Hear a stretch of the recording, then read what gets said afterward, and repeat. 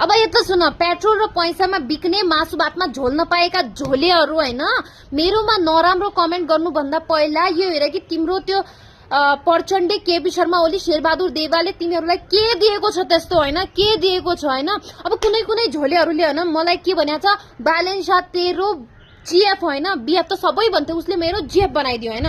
यदि मेरो बालेन्सा मेरो बीएफ भयो होइन, बोयफ्रेन्ड भए, अनि केपी शर्मा ओली, प्रचण्ड, शेरबहादुर देवा तिम्रो के हो होइन, बाबाजी हो तिम्रो। झोलेहरू काम छैन तिमी झोलेहरूको।